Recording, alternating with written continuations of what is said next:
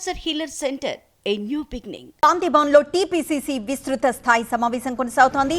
PCC chief Mahesh Kumar అధ్యక్షతన ఈ సమావేశం జరుగుతోంది. CM Revanth, party incharge Meenakshi Natarajan సహా కీలక నేతలంతా ఈ సమావేశంలో పాల్గొన్నారు.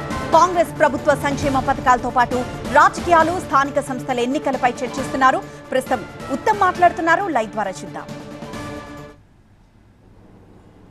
మరి గౌరవ రేవంత్ రెడ్డి గారు ముఖ్యమంత్రి అయ్యారు, బట్టి విక్రమార్క గారు ఉప ముఖ్యమంత్రి అయ్యారు, మేమందరం మంత్రులైనాం.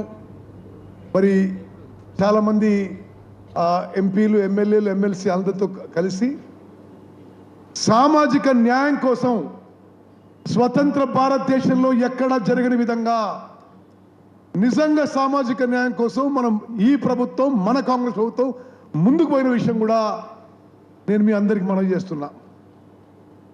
ఒకటి, ఎస్సీ కేటగరైజేషన్. ఎన్నో ఏళ్ల నుంచి కాంగ్రెస్ పార్టీ ఉమ్మడి ఆంధ్రప్రదేశ్లో ప్రత్యేక తెలంగాణలో కాంగ్రెస్ పార్టీ ఎస్సీ వర్గీకరణ కట్టుబడి ఉంది. సుప్రీంకోర్టు తీర్పుకి అనుగుణంగా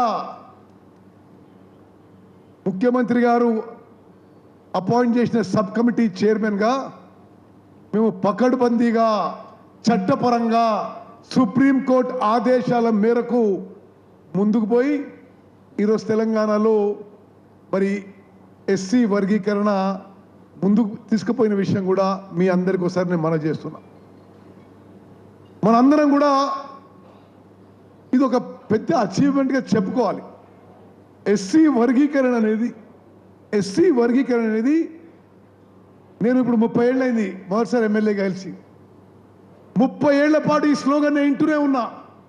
ఎస్సీ కేటగరైజేషన్ గురించి ఏ ప్రభుత్వం వచ్చినా, ఏ పార్టీ అధికారంలో ఉన్నా, అన్ని పార్టీలు కూడా ఎస్సీ వర్గీకరణ అంటే కానీ ఎవరు చేయరని. మనం వచ్చినాక ఈ ఎస్సీ వర్గీకరణ చేసిన విషయం కూడా మనం గర్వంగా చెప్పుకోవాలి. It is universally accepted. దాంట్లో ఎవరికి అన్యాయం జరగడం లేదు. దాంట్లో కూడా చాలా సైంటిఫిక్గా, చాలా రాషనల్గా జస్టిస్ షమీం అఖ్తర్ని one man judicial commission appoint చేసి వారి ద్వారా వారిచ్చిన రిపోర్టు, ఆ ఇచ్చిన రిపోర్ట్లో నేను సబ్ కమిటీ చైర్మన్గా మనవి చేస్తున్నా.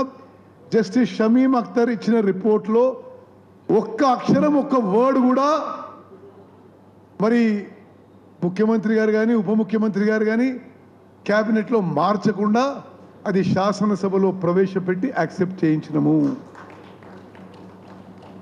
Cancer healer centre a new beginning.